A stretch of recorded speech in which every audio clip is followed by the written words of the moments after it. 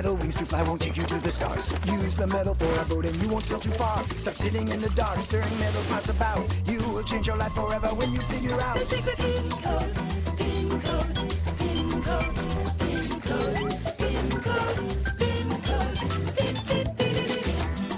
Science can be tricky, it can overheat your brain. Science can be hard to chew, each bite can be a pain. Stop sitting in the dark, stirring metal pots about. You will change your life forever when you figure out the secret pin code, pin code, pin code, pin code, pin code, pin code, pin, pin, pin, pin.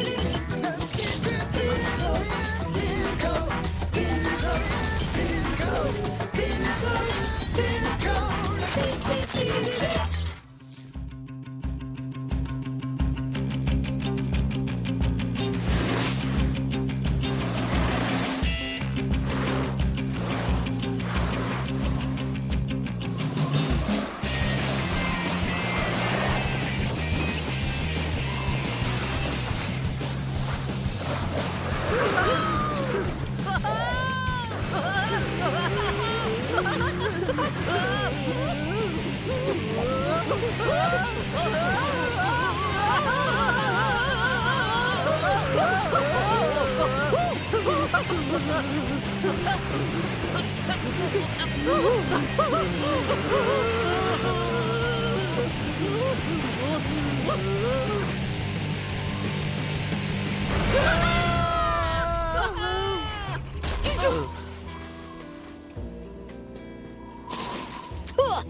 All right, I win again.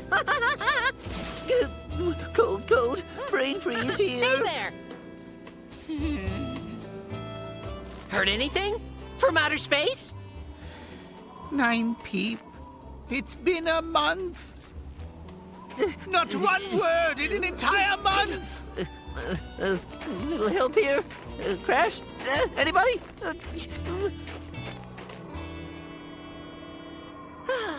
Poor guy.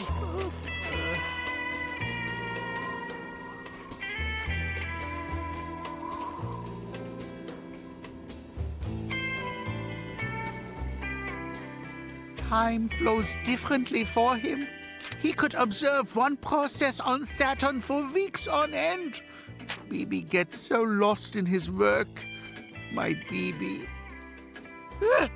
What if something bad has happened to him? Well, he'd write if something had, wouldn't he? Of course he would. There's no need to check in if everything's fine. I guess you're right. Hmm?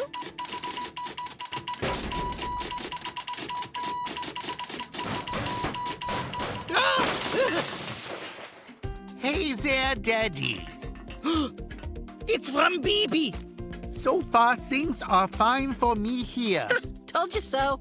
Hugs and kisses from Bibi. Okay, what else? Let me see. That's it. Well, at least you know that he's all right. That's good. That's great.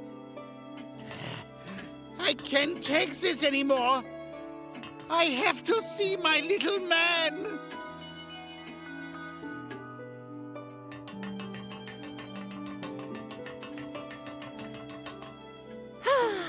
We could fly to Bibi on a rocket, huh? Rocket travel takes too long. And it's dangerous. I need a device that would let me see my Bibi all the way from here. A telescope?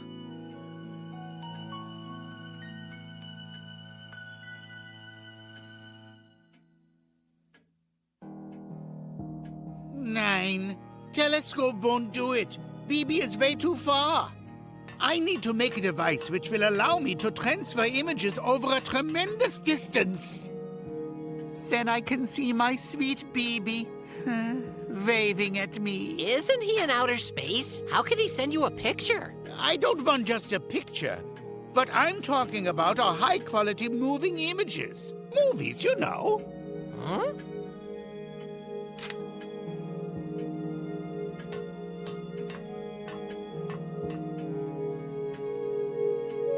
To me, that sounds kind of like magic.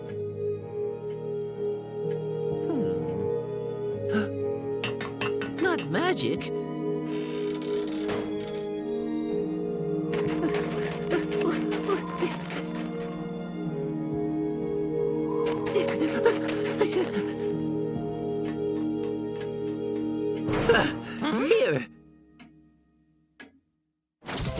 Vladimir Kosmich's Zworykin was the first to successfully construct a device which was able to send and receive video images.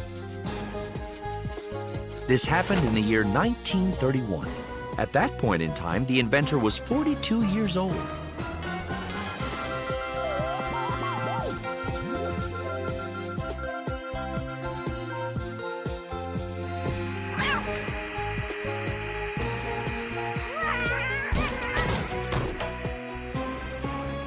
Today, descendants of that device can be found in almost every home, and the word television is known to even the smallest children.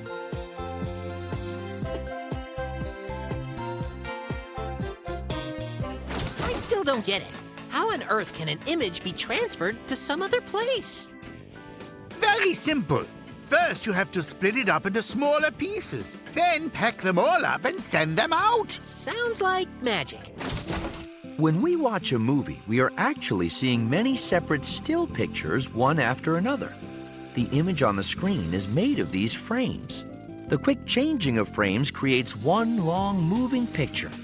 That is why a video has to be broken into many separate frames before it can be sent somewhere. Moreover, each picture frame has to be broken into smaller parts as well. An image is made of millions of individual dots. These dots are so tiny that we can't even see them. If we transfer information about each dot to another place and recombine the dots in the new place, we can end up with a moving image.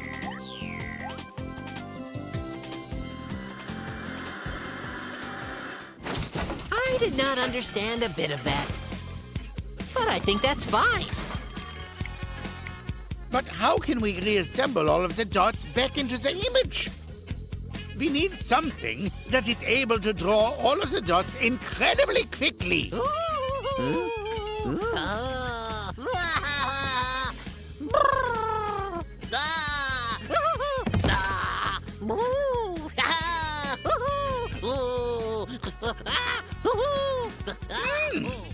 Eureka! An image can be drawn by a beam of light. Then it will move right along the screen. If the light beam moves fast enough, then we will get frames. A TV screen is made up of separate dots that can translate any image which is sent to it. These dots are called pixels. Based on the information received, the TV lights up the appropriate pixels and we see the picture.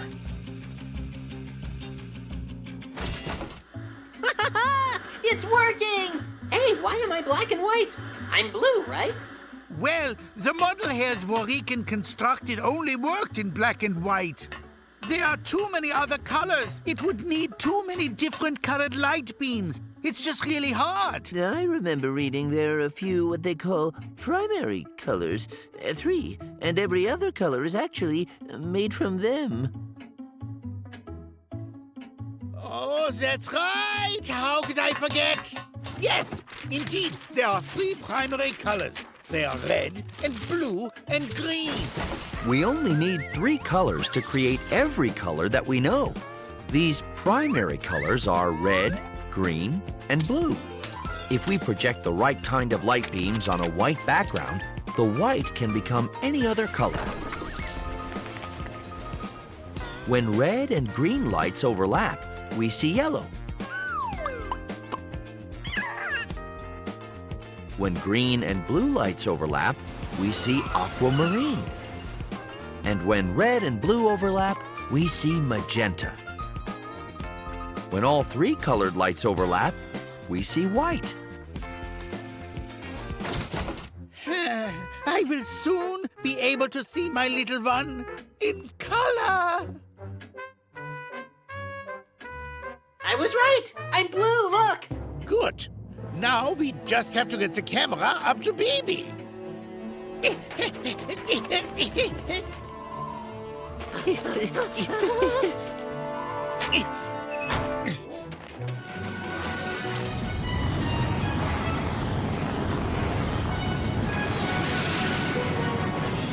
I'm hungry.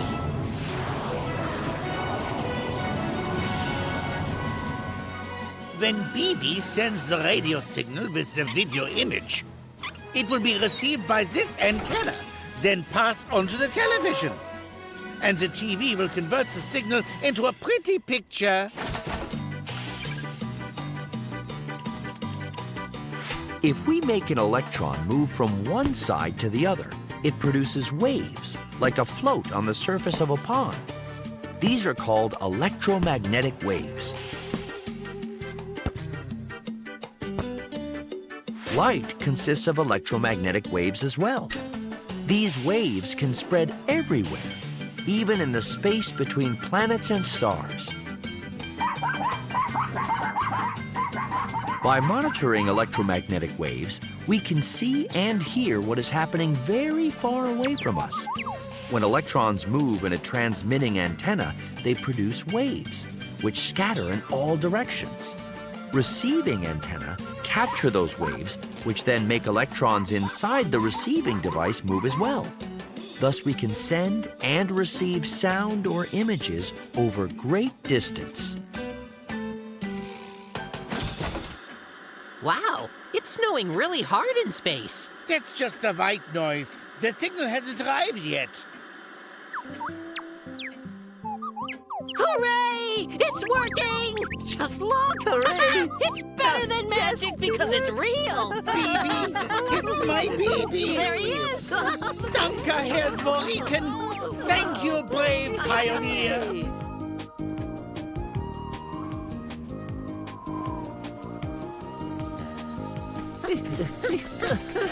Hey there, Pin! We came to visit our new best friend, your television! Well, guten Tag.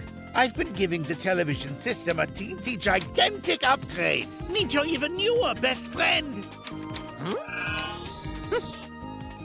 But that's Bibi! And that's the future of television.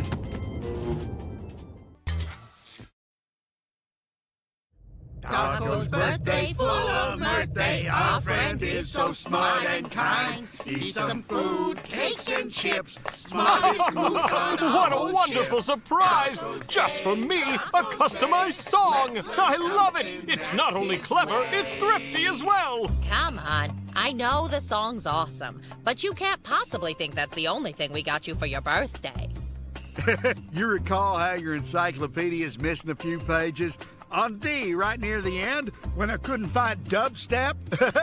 Oh yeah, so weird they're gone. Don't know where they could have gone to. Daco, encyclopedias are a wonderful resource.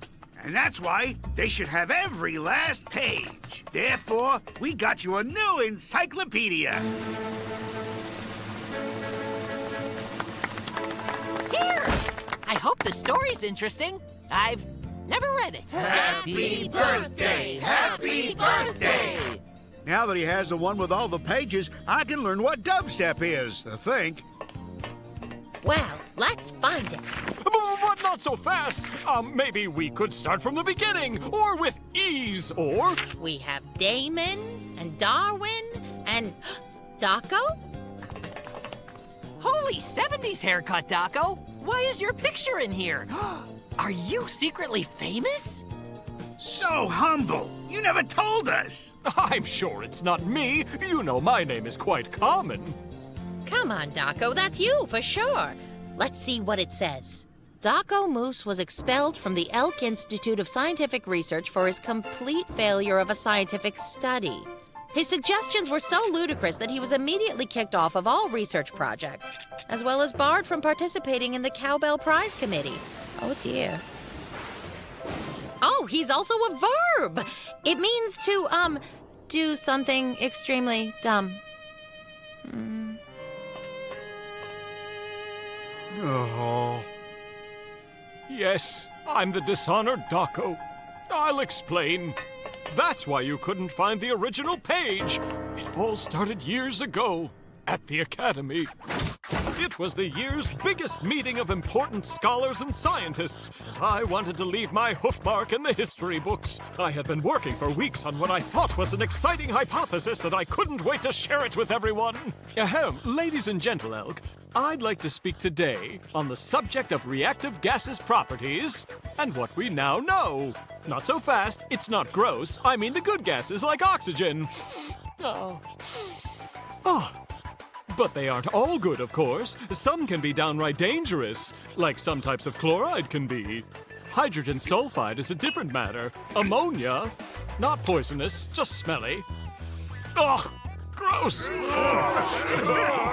But wait, I haven't even gotten to the really bad ones. We get it. Can you get to your point? I'm pretty sure we all know how gases work. Right. Moving on. The reason I'm here today is to talk about my discovery. I've discovered some gases that have no reaction at all. None whatsoever. I know it's strange, but they really do exist. These gases have no smell or color, so it was hard to find out they existed, and their atoms don't connect with other atoms in any way. They act as if they're high class, which is why I've decided to call them noble gases. What a stupid name that is for a stupid substance. More like boring gas. Boring is a matter of opinion, I think. But these are amazing! And I've discovered a total of 6 noble gases so far. They are helium, neon, argon, krypton, xenon, and radon. You might be wondering, why don't these gases have any reactions? It's because of the actions of their atoms, and specifically their electrons. Electrons orbit a nucleus. If other atoms come along, they can form a molecule with the first atom. Then they share electrons. The electrons start sharing their orbits, and thus the connection is made. A regular gas has space between its electrons, meaning it's free game for another atom to come and react. But a noble gas doesn't have any extra room. As a result, they make terrible roommates, and no one else can ever make a connection with them. No reactions can happen. This type of gas, these noble gases, are extremely rare in our own atmosphere. When I was searching for them, in fact, I found that they make up less than 1% of our own atmosphere on Earth. So tell me, young scientist, if these gases are so noble and don't react to anything, do they even have a purpose? Any practical use here? Why should any of us care about them? Well, I really didn't think they needed one. I just thought they were a cool discovery. Pointless! Nobly pointless! Ha! It's just like this nobly pointless speech!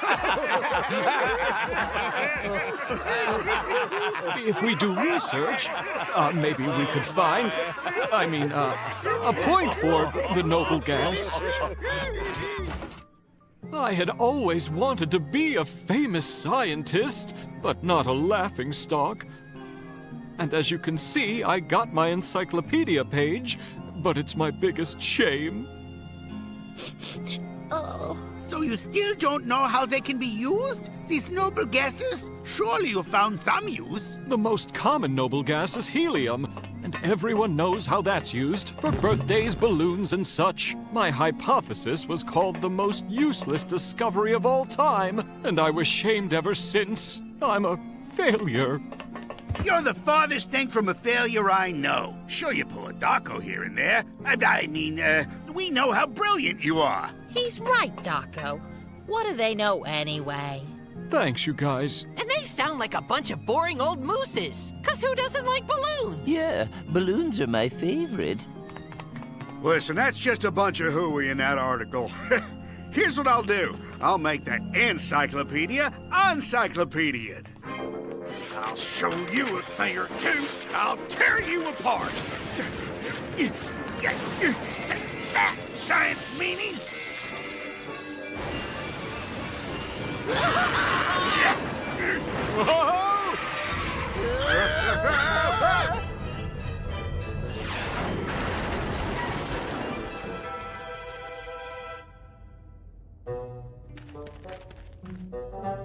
Of the bad birthdays I've had, this is probably second. I'd hate to hear first.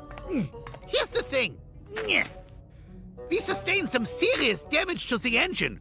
Also, comm system fried. And that means that we can't even call for help. We're finished.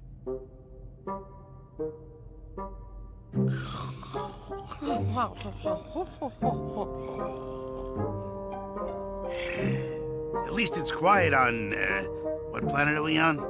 On Mars. I can tell from its moons, Phobos and Deimos. And that way is Earth.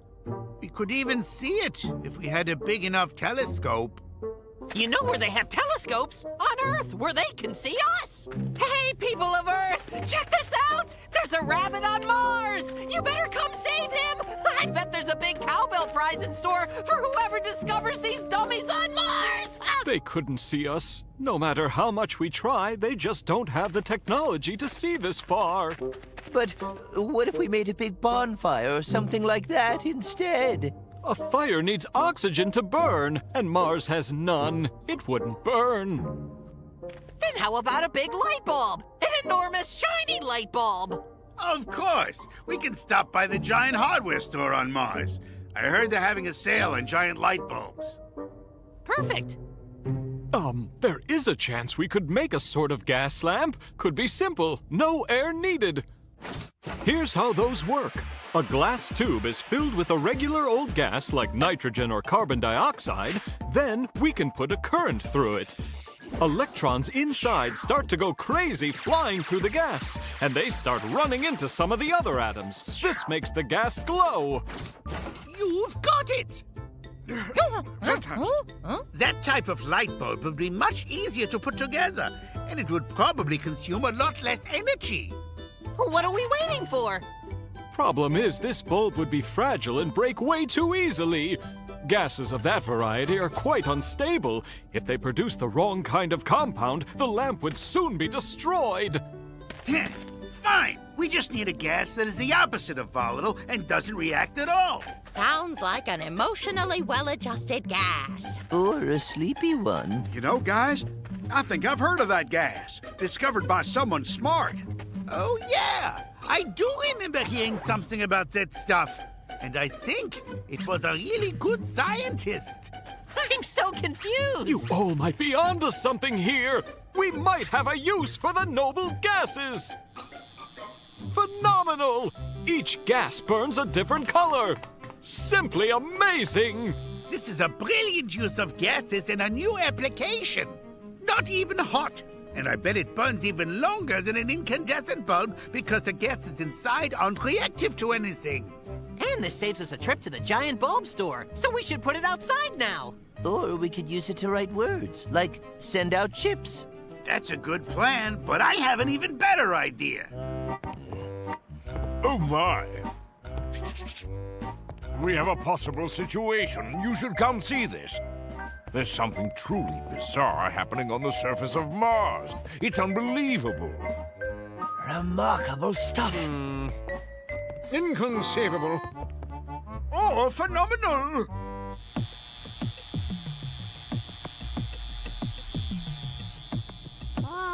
What's that? Holy carrots! They found us! It looks like this is a new page in the encyclopedia that now deserves to be written. Daco may have brought noble gases to Mars, but on our planet, their discovery goes way back. It's credited to two noble scientists themselves. Lord Rayleigh and Sir William Ramsay won the Nobel Prize in 1904 in chemistry. Thanks, noble dudes. Get back to your lounging.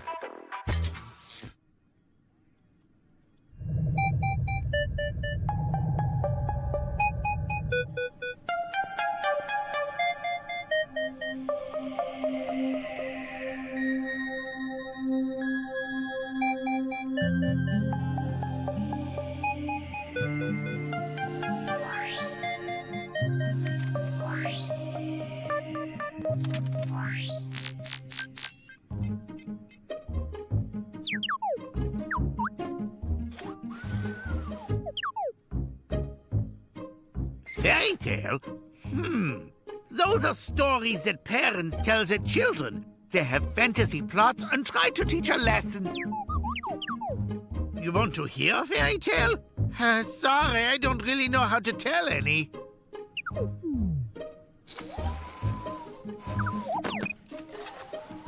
Fine, come back here. I shouldn't have programmed you to be so cute.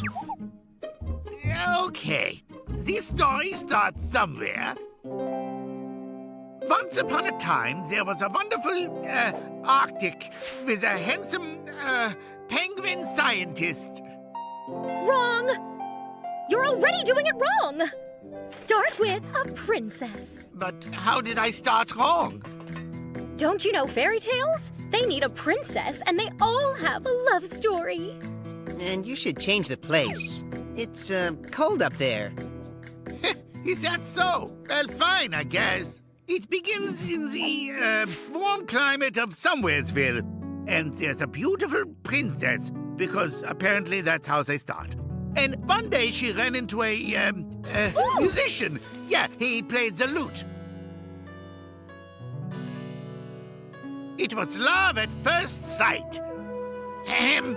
I said it was love at first sight. He decided to write the most beautiful song to impress Her Royal Highness. So he did.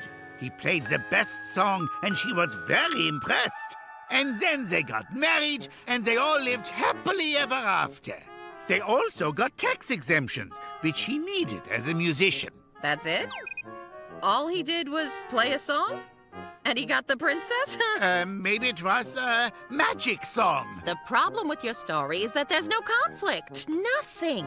Don't you see? Listen up. He can't get the princess just like that. He has to earn it. Make him work for it.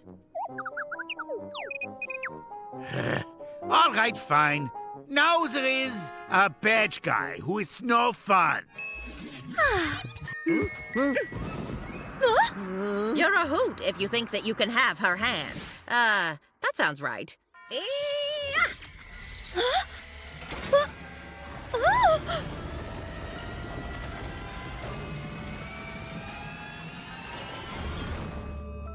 Now you're stuck. You have to earn it. I'm progressing the story with some conflict. Hey! Princess!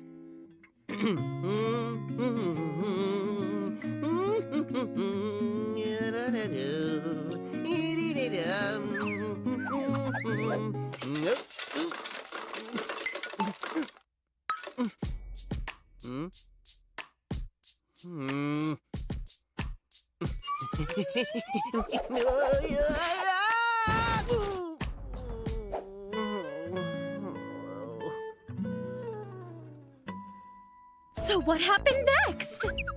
I don't know. The tower's too tall, and maybe he left. They need a way to talk. There has to be some way to communicate. But how, though? Our heroes should use the classic telephone. Telephones take the sound waves we make with our voice and change them into electrical impulses. These originally traveled by copper wire. The electrical signals would travel to the recipient and be converted back into sound waves.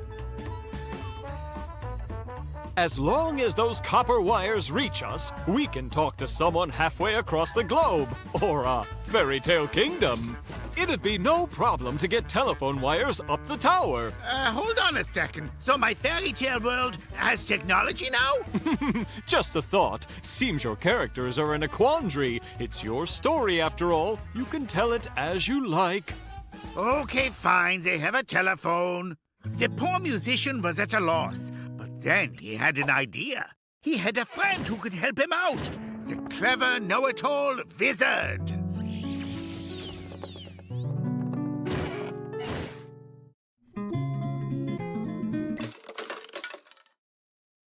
The wizard said to him, "You're in luck, my friend, because in this fairy tale world I have endless funding. Yesterday I invented something phenomenal. It's called a telephone."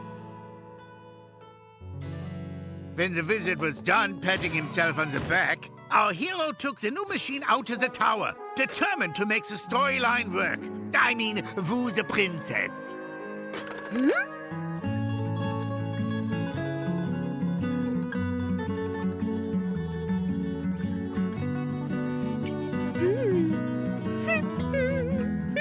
The princess could finally hear the song and was impressed by the technology. They were happy forever and all was well.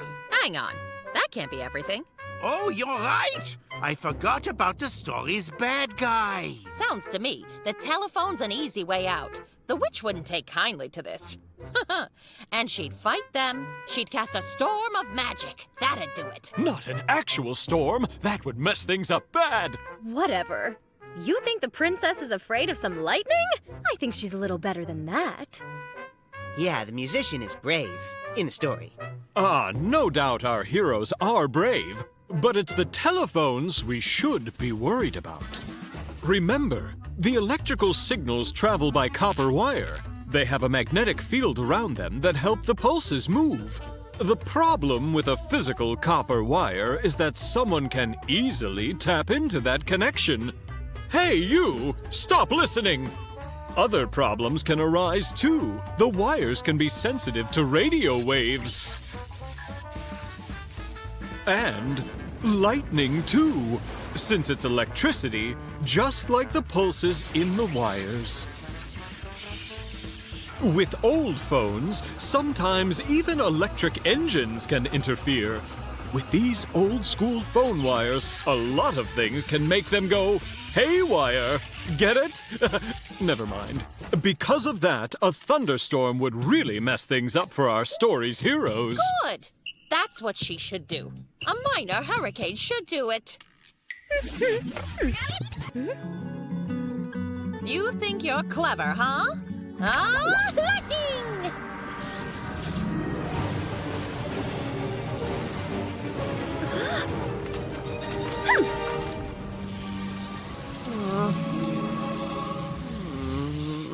Then what? The princess can never hear his music and they never find each other? Beats me. That's brilliant! They can use the power of fiber optics instead of wires. Good job! What's fiber optics? Like oatmeal? Good solution! If you have a light source, you can spread the light by moving it to a body of water. The water will reflect within the water's edges, meaning the light will travel wherever the water travels. That must be how the lighted fountains work at fancy hotels. They're so pretty. How surprisingly perceptive of you, Rosa. That's exactly right. By this same principle, light can move with the help of wires. These wires are glass instead of copper. They're also called optical waveguides. Here's how they work. Light enters the outer shell of the glass wire and bounces along the waveguide. The light particles travel wherever the wire goes. Aren't fiber optics interesting? And luckily for our fairy tale heroes, fiber optics can also be used to transmit sound waves. In the very same way, sound travels through the wires and can be converted to different types of media. You can even convert the sound waves into light waves. Isn't technology phenomenal? The sound waves can go through all kinds of different formats. Eventually, they get converted back into sound waves that our princess can hear. And here's something even better about fiber optics. It's a lot safer.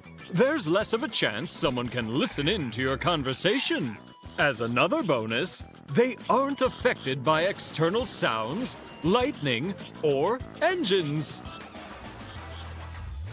It's just what they need. Assuming they don't have copper, this could work better. To make fiber optics, all they need is quartz, and that is found in sand. The characters have lots of that. They're in a desert. You're so right! The smart aleck wizard invented a new phone that used fiber optic cables instead of normal ones. He tossed the receiver up to the tower and played his beautiful song. This time, the sound was undeterred by lightning. The princess was impressed with the music. Not exactly Mozart, but her options were limited. And the annoying villain was finally out of options.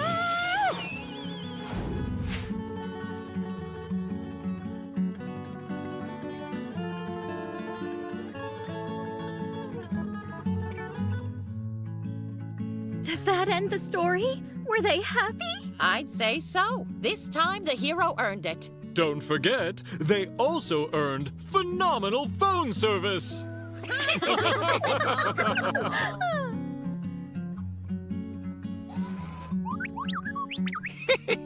No, Bibi. They're just made up. That's why they're called fairy tales. Just remember that none of that actually happened. Oh well, maybe that story happened in a different universe.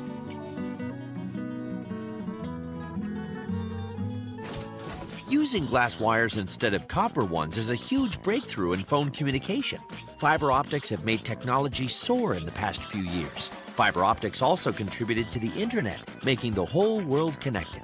And we have this guy to thank for it, Charles Kao, an electrical engineer from Hong Kong who won the 2009 Nobel Prize in Physics for discovering fiber optics.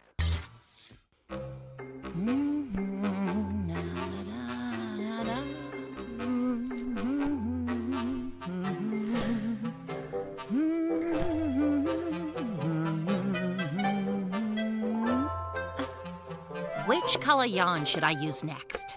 I don't understand how princes found princesses in medieval times.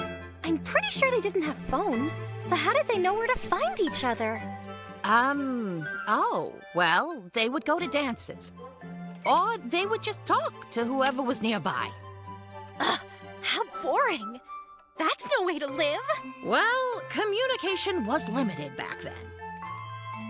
It was still romantic.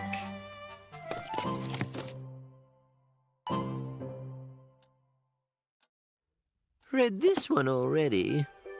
This one was boring. Disappointing plot twist. I think I read too fast for my own good. Dragons and magic. I don't have that, but I just have to become a princess.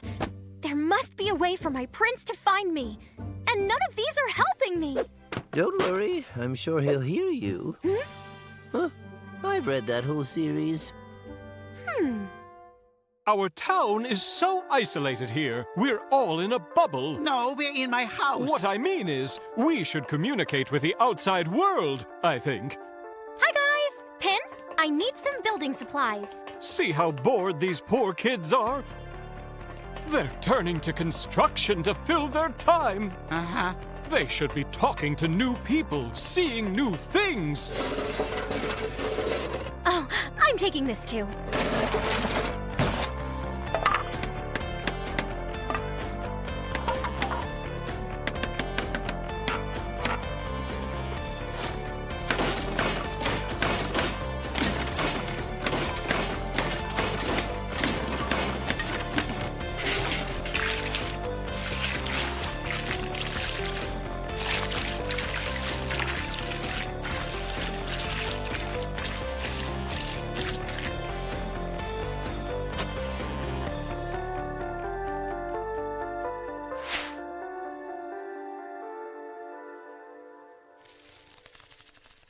Roses are red, my wool is purple, my hooves are purple, and, oh dear.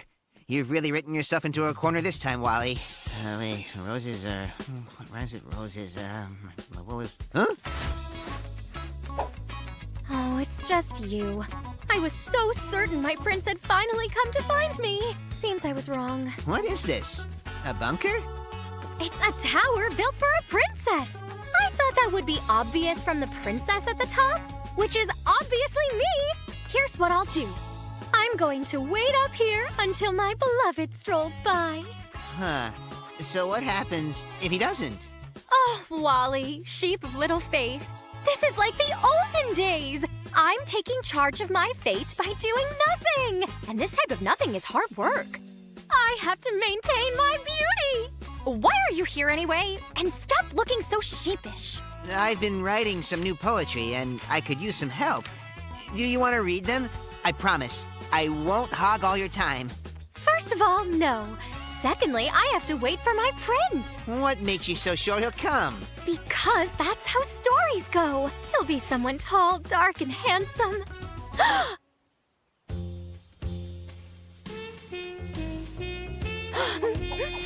Oh my, he's here, he's here. X's beat O's again. Huh?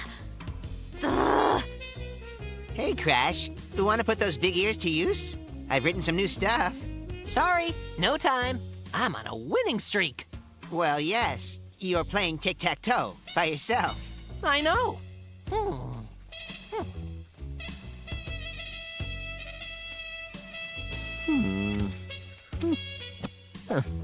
And there, won again. I'm too good.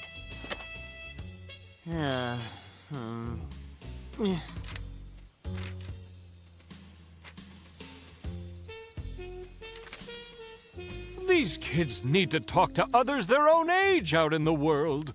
Maybe we could help them. And by we, I mean Pin, of course.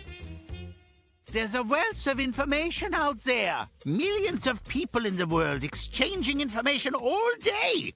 If only there was some way to connect us all. That's a good one, Pin. As if 1,000,000 computers could talk to each other like we're talking right now.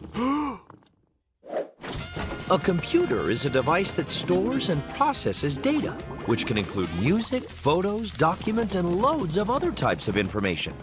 Nowadays, computers can hold so many different things and all types of media. Computers use binary, which is kind of like their own secret language that transmits data. And computers can communicate with each other with a little something called the internet. We learn so much from what we hear and see. We can't yet feel, smell, or taste things in computers, but luckily that's only 1% of things we learn. Sounds like computers are pretty useful for lots of different things. How many are there? 100? There's way more than that. They're being built every day. Someday every family will have their own computer. Okay, so what if we take our computer and connect it to everyone else's computer with wires? Now you might be onto something here. A net of wires! Wait, so if every family has a computer at home and something with nets... Wait, I'm confused. It's about communication, my fine feathered friend. Imagine having your pictures on one computer and you can share them with someone far away. Words, images, videos, even games. By connecting all of the computers, we can share this information with everyone and we can learn from each other. That would be a hoot. The obvious way to do this would be to physically connect each system with a wire. Take a look. The info would travel from one system to the other, like a phone. But it would take a really long wire to reach the world. Probably millions of miles of it. Yeah, it would have to stretch pretty far, but I don't know what else we could do. Wait, we need to think bigger with satellites. Computers can send each other information with the help of radio waves. But if they happen to be farther apart, it's harder for them to receive information. Luckily, there are transitional devices, which can help by catching that same signal and sending it out to where it needs to be. These are sometimes called transponders or wireless repeaters. And the more distance between two computers, the more of those cool guys you'll need. If you put a transponder really high, for example, say orbiting the Earth, you get the ultimate power. It can send information back to a super wide range. Don't worry, little desktop. One satellite can reach almost half of the whole planet, which means the information goes way up to the satellite, then back down again, all before you can say, "Science is awesome." I think every computer should have its own special number. That way you know who you're looking for. Oh, good idea. Like a phone number. Weird decoration. Every computer has a unique number called an IP address. It's like their name, only it's 12 numbers instead of Charlie or Timmy. With an IP address, computers can find one another the same way that your exact phone number makes your phone ring. It's a whole wonderful world of IP addresses sharing emails, music, and silly cat videos. Wow, just think! All of this information about to be in our hands! Or flippers. Now we'll be able to do so many things we couldn't do before, like do research, or play games, or even talk to people in a different country. Ooh, or what about buying some yarn? Of course, we'll be able to buy almost anything with this new, DocoNet is what I want to call it. Let's not jump to naming anything just yet. Very well. You can search the internet to find tons of new books. You know, I've always been a fan of Dickens. Playing games by yourself is a thing of the past, and you'll always have an audience for sharing your new literary masterpieces. I could start a knitting club. I'm sure strangers will only give constructive criticism of my poetry.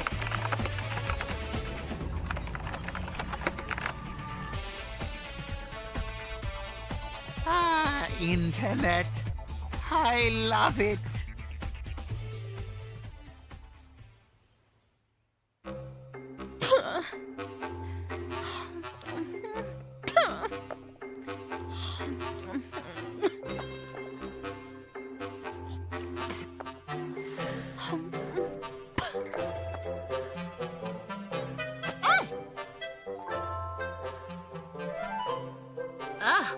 I know she has a goal in mind, but she's really hamming it up.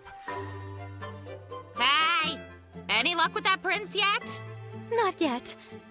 But I haven't lost hope. I'm sure he's getting me a gift. Plus, by the time he gets here, my hair will be long and he can climb it. Although, that would probably be painful. I hardly think that's worth the wait. Of course it is! That is my destiny! Huh? Why would this be your destiny? Sitting in a dark room, waiting for someone else to find you, never having any fun?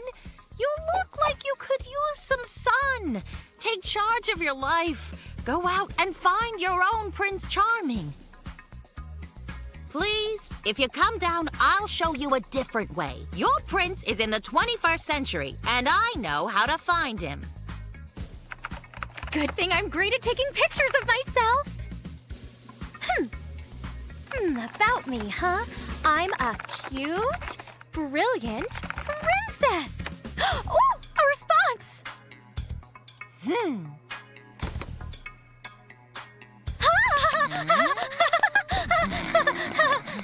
I'm a vegetarian and enjoy long walks in pastures. You could say I'm raising the bar.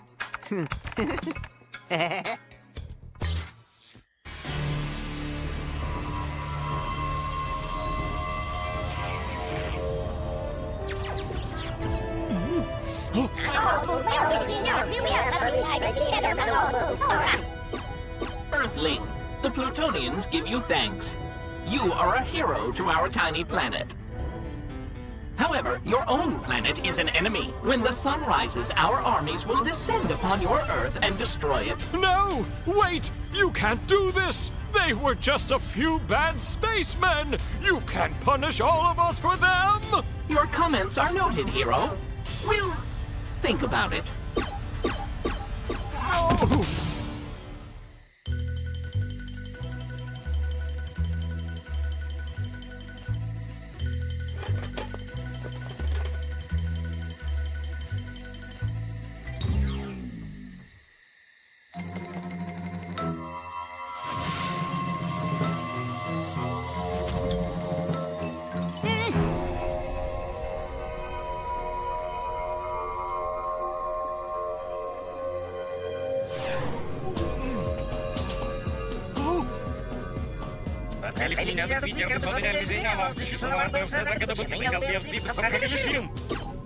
The Plutonians greet their hero with respect. Hey there. We have reached a compromise regarding your planet. The Earthlings must pass our intelligence test to prove their right to not be destroyed. Uploading now. We expect our answer within 1 week's time. We will return then for the judgment. I don't... Good luck.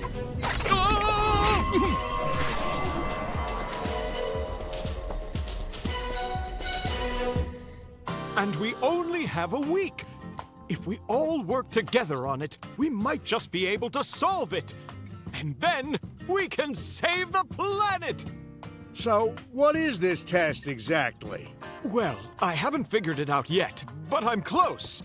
I have a few ideas. Well, some very small ideas, that is. Is this test made for ants?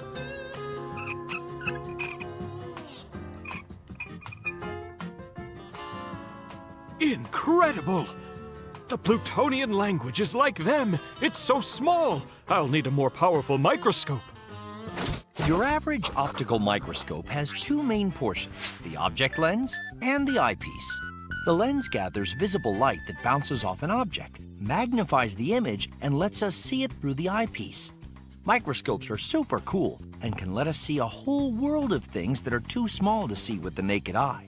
They can enlarge things up to 2,000 times. I just can't figure this out. It's too small for me to see. You have a weird sense of humor, friend, but April Fool's is a long way off. But wait a second. None of you guys believe me? About the aliens? Are you sure it wasn't a weird dream? I'm hoping this is all a weird dream. And that my friends didn't wake me up for this. So these alien guys, they wanted us to prove our, whatchamacallit, smartness, right? But I bet we can beat these aliens, whatever you call them. Plutonians. Oh, gesundheit. No, this isn't fun. This is of utmost importance to our planet's future. Don't you all see what I mean? Daco, we all enjoy a good prank, but next time let us sleep.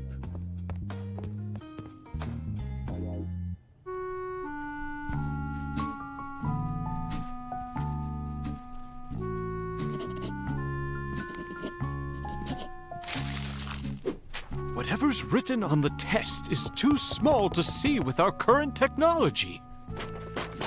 I have to be calm and rational about this.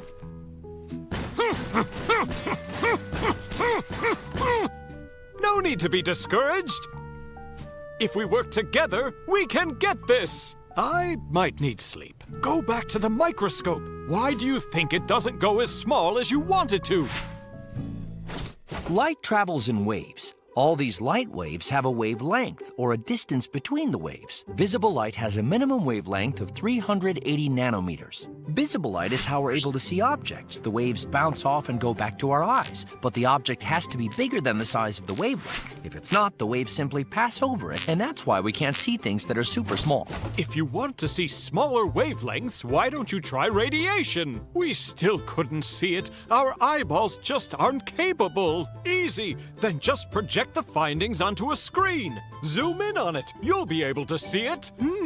You are a genius. I'm a genius. Listen up, everyone. I've invented something that proves Earthlings have intelligence once and for all. The electron microscope. Oh! The electron beam comes from a tiny point of super hot tungsten. The beam, just like regular light in an optical microscope, gets focused by a special electromagnetic lens. Then, the electrons fly around through the sample at super fast speeds, because they're electrons, of course, and create an image. This image is shown on a screen and enlarged several thousand times. Whoa! Look at all those crazy things. Thanks to electron microscopes, we're able to see all kinds of things way smaller than with an optical microscope. Thanks, electrons. With this, I can finally see how those Plutonians plan to test our intelligence. He's still talking about the aliens? Daco needs a serious nap. I missed the memo. What are we all doing here? I don't understand. I made the image larger, but there isn't any message like I thought there would be. Any smaller and we're talking nanoparticles. I don't have anything that can do that. I've failed our whole planet. Daco, relax. Why do you worry so much? When's the last time you slept? I can sleep when the planet's safe. There's only 3 days left until the Plutonians said they'd destroy us. I'm a dummy. You're hardly a dummy. A dummy wouldn't have been able to create the technology you have in such a short time. And I know some dummies. If the Earth is going to be destroyed, who says you have to save it? All right, drink this. You need to relax, Daco. I had an uncle who talked to aliens. We called this his crazy juice. It'll put him right to sleep, like a baby. No more aliens, for sure.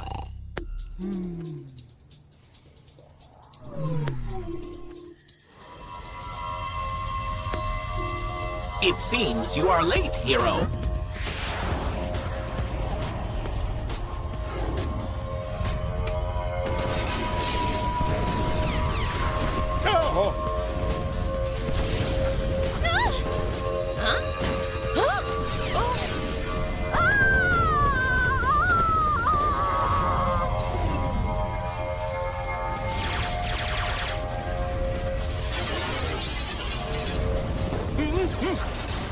Uh-oh.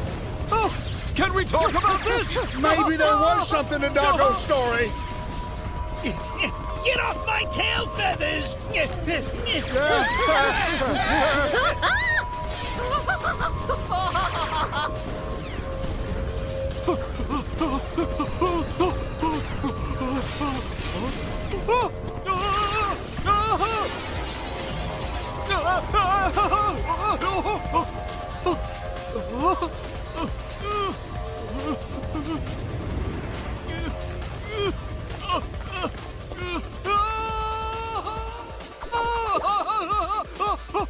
Save me! They've got me! I'm blind! Oh.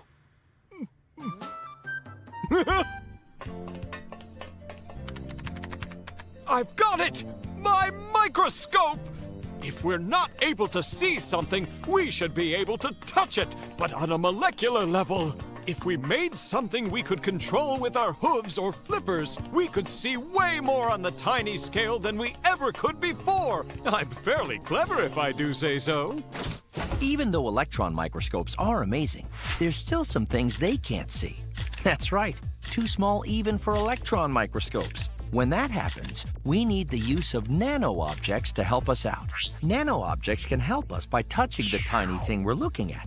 It's so sensitive we use something smaller than the point of a needle, and scientists are able to move it along the surface of the object. It reacts to the nanoparticles in a way that lets us see the surface. The needle uses a laser to project the image, and voila! Now we can see extra tiny nanoparticles. And that's how we'll read the message, with nanoparticles!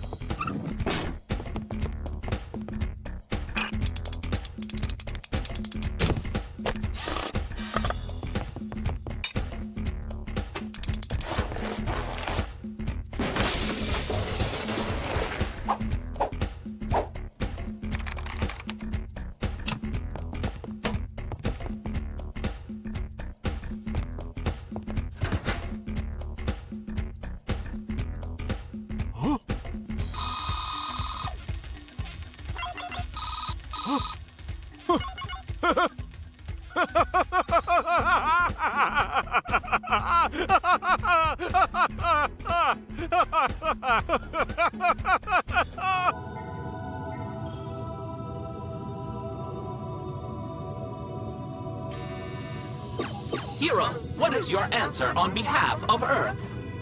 It is 4.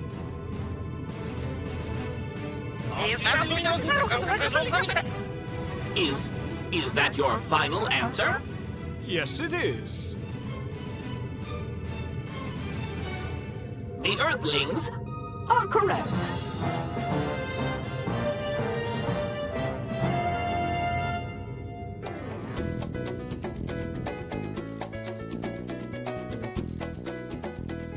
So, heard from any aliens lately? That's all good now. We're safe. I answered them. You are weird. Still not April Fools. Huh?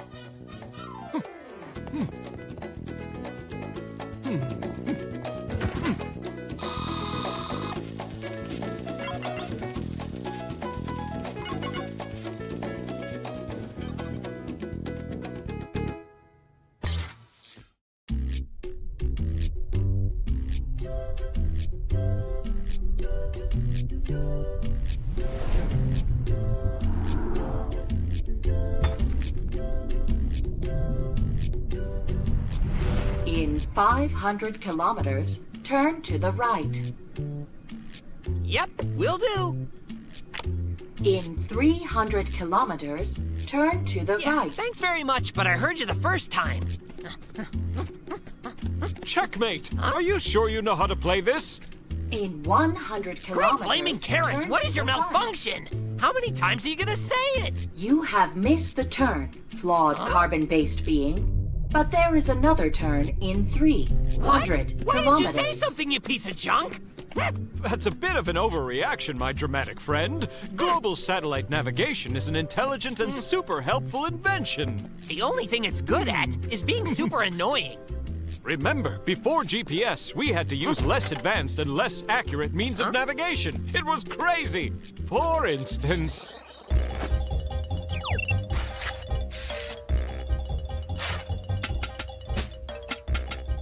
He should be back by now. I hope there hasn't been an accident. Oh, what if something has gone amiss?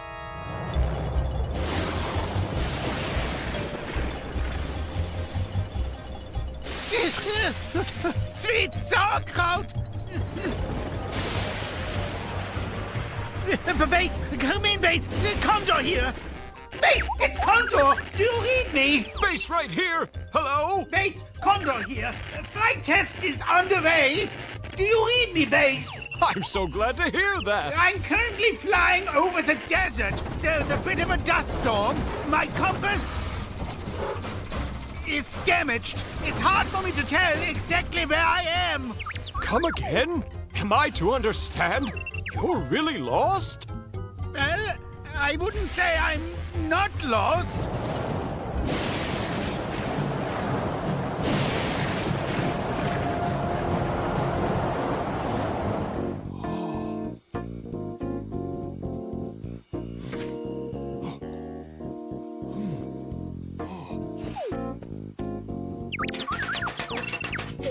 Thank you, my friend.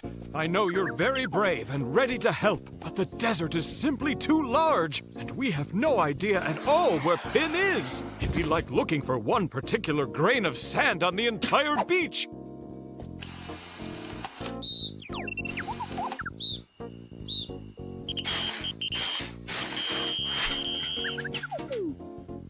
Excellent thinking! What a wonderful idea! That's called inversion method, solving the problem through contrast. Reverse reasoning, or backward chaining, is a way of thinking that turns your problem upside down, working from a goal backwards to the start to find out what to do. It's much easier for Pin to look for us than for us to look for Pin. To put it simply, Pin needs to find the right direction to get out of the desert.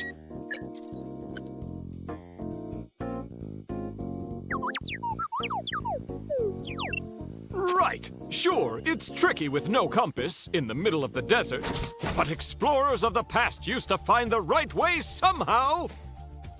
Since the horizon is continuous, if you know one direction, like which way north is, you can figure out all of the others based on that one you know. If you get lost and you don't have a compass, the position of the sun can play that role for you. For instance, in the northern hemisphere, the sun rises in the east, arrives in the south around noon, and sets in the west. Hey, look at that! Ooh. Ah, yes, nighttime. Well, at night we have... almost. We have the polar star.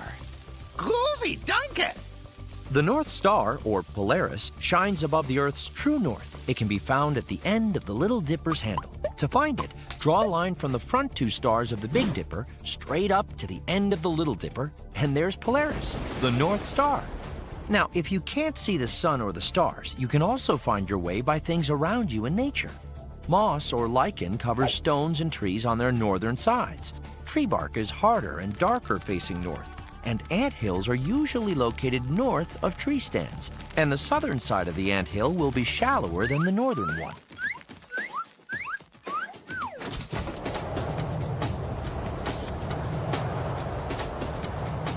Alrighty, still lost. Condor, it's Base! I've got grand news for you! If you don't have a compass, you can always find your way by using the stars. Or anthills. I'll explain how. Nicht for stars, nicht for hills events, nicht for everything, except for the sand. And that there's a lot of. Think. There must be a way. Nothing's impossible. Except, of course, for all the things that are impossible, of which this is not one. Ha! Bibi, forget old-fashioned methods.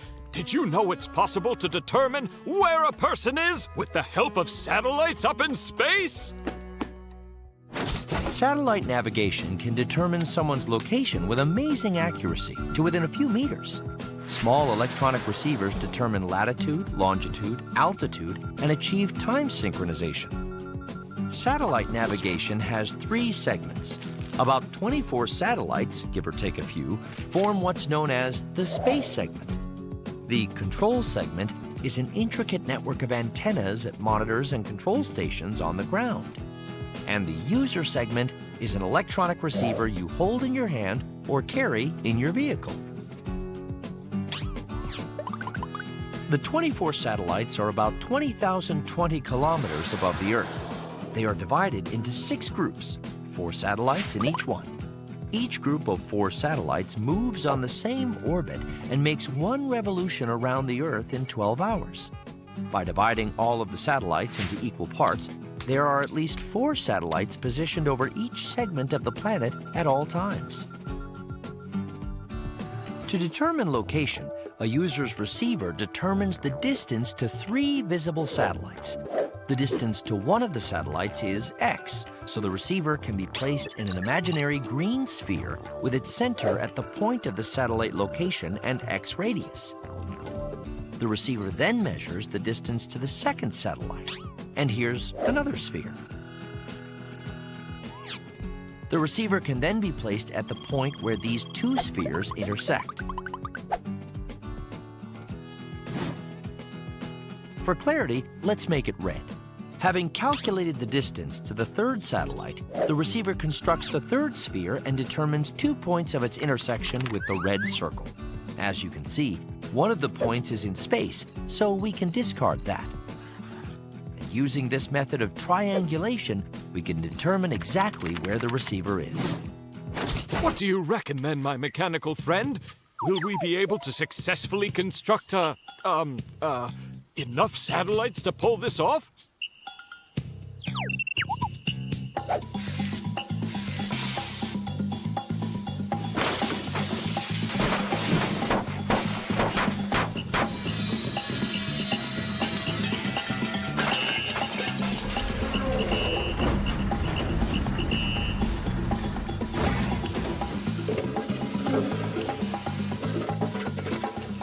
Let's see here. 1, 2, 3. Exactly the number needed for Pin to determine his coordinates.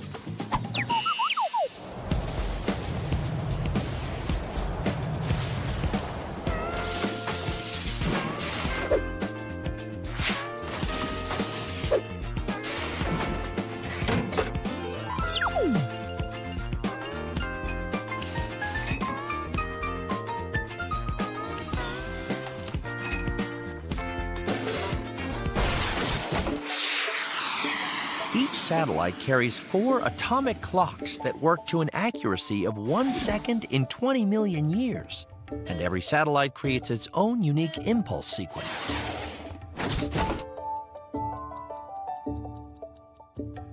The user's receiver gets this impulse sequence with a delay that is equal to the time needed for the signal to cover the distance between receiver and satellite.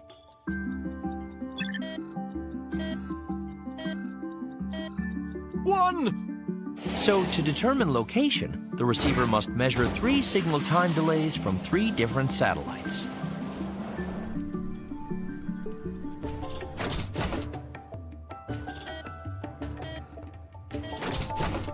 That's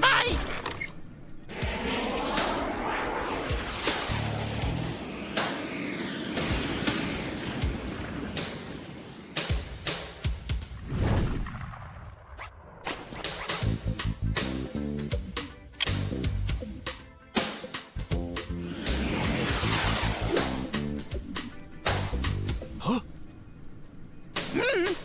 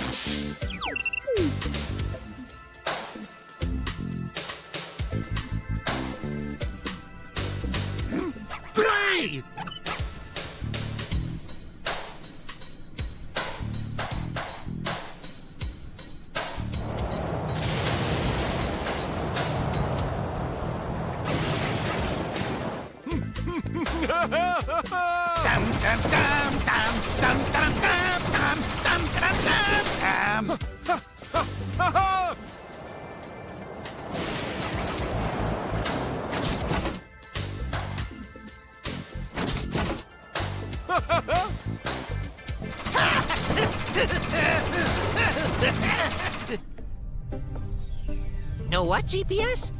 I think you're pretty cool after all. So how about it, friends? You have missed the turn again. Unbelievable. There is another turn in 3 million kilometers. That's it. We're replacing you with an anthill.